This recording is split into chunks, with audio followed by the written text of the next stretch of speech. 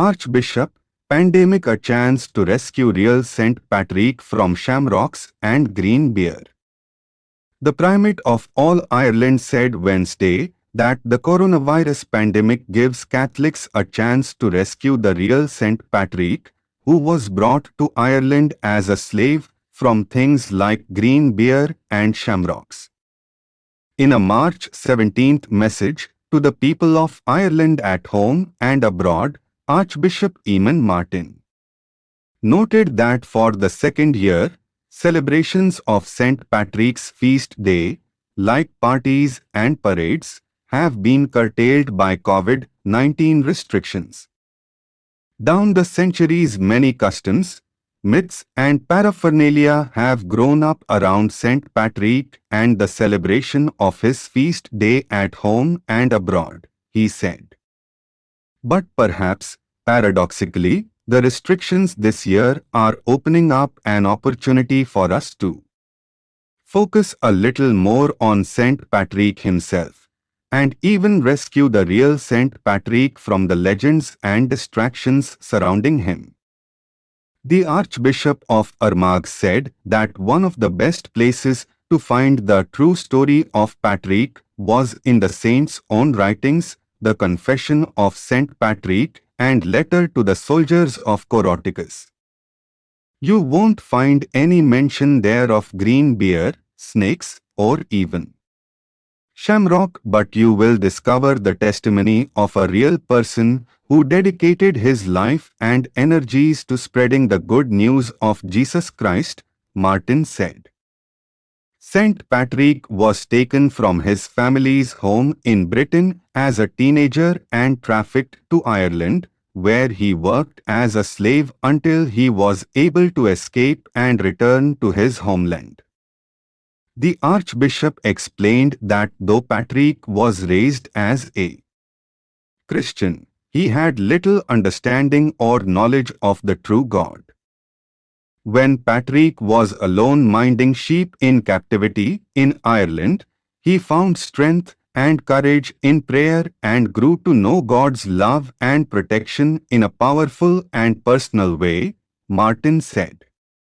He explained that after Patrick had escaped back to his homeland, he heard the voice of the Irish calling him back to Ireland, where he returned as a priest and bishop to share the joy of the gospel with the people who had once held him captive.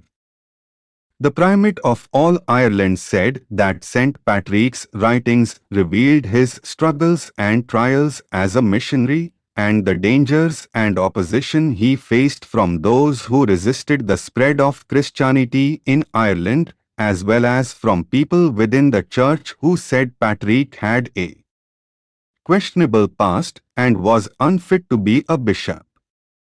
Though he was aware of his own sinfulness and lack of education, St. Patrick never doubted that God, Father, Son, and Holy Spirit was with him, shielding him from danger and falsehood, and ultimately guiding him every step of the way, Martin underlined. Although it is not contained in St. Patrick's own writings, the traditional prayer which we know as St. Patrick's breastplate harmonizes with the picture of the saint which we pick up in his own writings, he continued. The Archbishop said he prayed that those who were struggling in the midst of the coronavirus pandemic would find in St. Patrick the courage and resilience they need to go on, surrounded, as he was, by the love and protection of God. Thinking about Ireland, North and South, at this pivotal moment in our shared history, he said, a time when we look back 100 years to separation and partition on this island and all that has happened to divide, grieve and polarize us. Thinking at the same time about the achievements and progress of Irish people and about the possibilities for lasting peace and reconciliation, for harnessing the beauty and uniqueness of our land, and for building relationships that will bring us closer together rather than divide us. I pray that we will find in St. Patrick a source of courage, shared identity and values, and the resilience we need to face with confidence new possibilities for today and tomorrow on this island, Martin said.